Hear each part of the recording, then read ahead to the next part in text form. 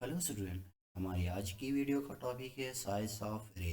Size of array क्या होता है और कैसे इसको एरे की साइज को फाइंड कर सकते हैं, इस चीज़ को आज हम लोग डिस्कस करने वाले हैं। इस चीज़ को आज हम लोग देख लेंगे। तो आइए इस चीज़ को हम लोग देखते हैं।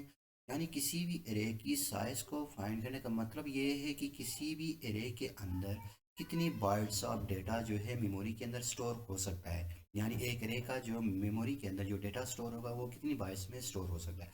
सो इसको फाइंड करने के लिए हमारे पास एक फंक्शन है जिसकी मदद से हम लोग साइज को फाइंड कर सकते हैं। मतलब ये कि use to find the size of data type. यानी किसी भी एरे का डेटा टाइप जब हम लोग देखते हैं और साथ साथ इस साइज ऑफ फंक्शन का इस्तेमाल करेंगे। उसको करने के बाद हम लोग क्या करेंगे, उस एरे की जो है साइज का पता लगाएंगे।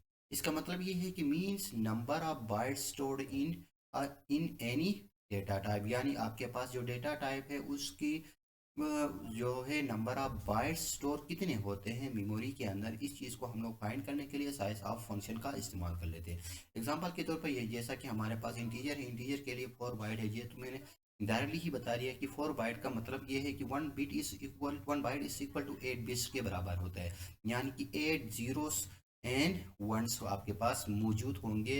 इसी तरीके से टोटल इंटीजर के अंदर कितने होंगे, 8 4 32 बिट्स जो है वो स्टोर हो सकते हैं इसी एक इंटीजर के अंदर। सो साइज ऑफ फंक्शन इस्तेमाल किया जाता है अमूमन इंटीजर के डेटा टाइप की जो भी मेमोरी के अंदर वैल्यू स्टोर होते हैं, यानी उसकी जो है कैपेसिटी कितनी होगी वो, और फ्लोट के अंदर, डबल के अंदर, फिर चार डेटा टाइप, इन सब का हम लोग फाइंड कर सकते हैं। इसी तरीके से size of array can be find using this function. इस फंक्शन को इस्तेमाल करके हम लोग क्या करते हैं, एरे की साइज को भी फाइंड कर सकते हैं। तो आइए इस चीज़ को हम लोग इम्प्लीमेंट करके देखते हैं हम अपनी प्रोग्रामिंग के अंदर कैसे हम लोग साइज को फाइंड कर सकते हैं। सो इसको करने के लिए सबसे पहले मैं क्या करता हूँ, यहाँ पे कुछ भी नहीं देता हूँ फिलहाल। ऑर्डिनरी आपके पास किसी भी डेटा टाइप की जो है साइज को फाइंड करना चाहता हूँ तो सी आउट स्टेटमेंट का इस्तेमाल करूँगा और इसी के अंदर जो है वो साइज ऑफ फंक्शन का मैं इस्तेमाल करता हूँ।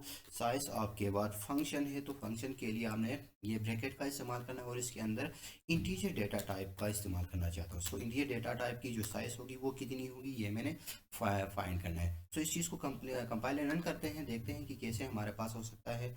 तो इसको करने के लिए साइज ऑफ एरे के नाम से मैंने जो प्रोजेक्ट बनाया है सेम इसी को ही मेन बना लेता हूँ मैं। तो देखते हैं क्या होता है इसके अंदर।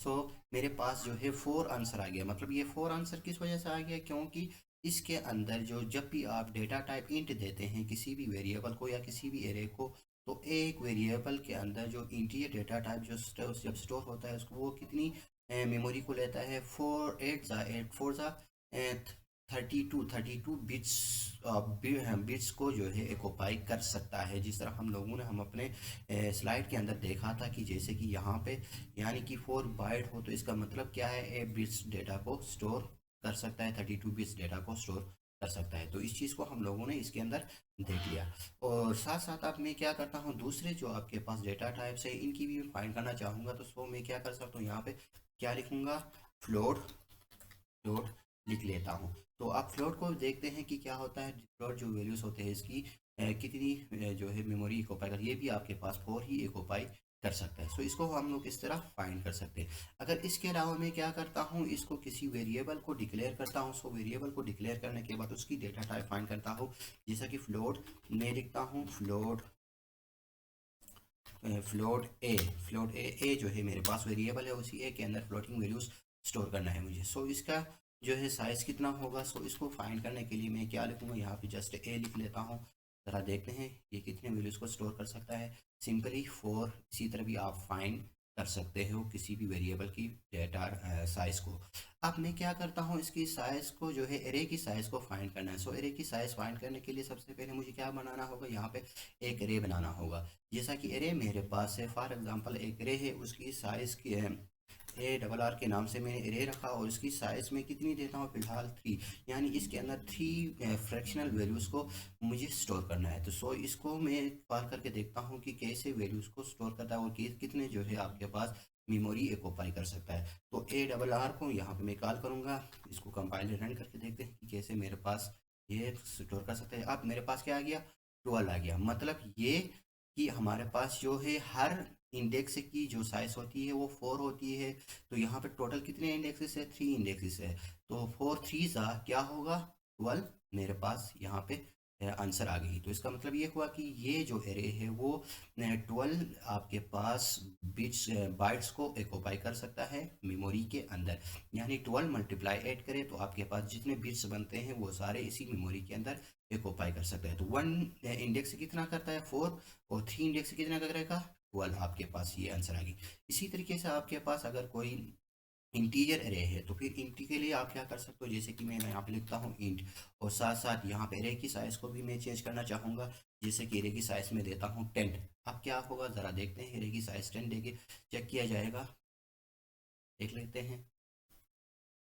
हम्म तो 40 मेरे पास 4 टेन ना क्या होता है 40 मेरे पास जो है हर इंडेक्स जो है 4 बाइट्स को ऑक्यूपाई करता है। तो 10 इंडेक्स कितने का करेगा 40 जो है बाइट्स स्टोर कर सकता है, और इसकी साइज इतनी होगी। अगर इसी तरीके से मैं इसको साथ साथ डिक्लेयर भी करना चाहूँ तो फिर कैसे डिक्लेयर करूँ, जैसा कि मैं यहाँ पे लिखता हूँ 4। अब मेरे पास जो है 4 वैल्यूज नहीं, उनको मैं क्या करता हूँ इनिशियलाइज कर लेता हूँ 4,5,6,7। ये इनको मैं करता हूँ, आप देखते हैं ये कितनी वैल्यूज़ को स्टोर कर सकते हैं। सेम इसी तरीके से ही होगा जो पहले की हमारे पास हो रहा था। आप ज़रा देखिए 16 बाइट को स्टोर करेगा। मेरे पास जो है 16 आंसर आ गई, मतलब ये जो पहला जो 4 है 4 कितने बाइट को स्टोर करता है 4 बाइट को ही स्टोर करता है। 5 जो है 4 बाइट को, 6 भी 4 बाइट को, 7 भी 4 बाइट को। सो इसी तरह 1 बाय 1 हम लोग क्या करते हैं, इनकी साइज़ को फाइंड कर सकते हैं साइज ऑफ फंक्शन को इस्तेमाल करके। ये जो हमारे पास फंक्शन है इसी को इस्तेमाल करके हम लोग किसी भी डेटा टाइप की साइज़ को फाइंड कर सकते हैं। Thank you students.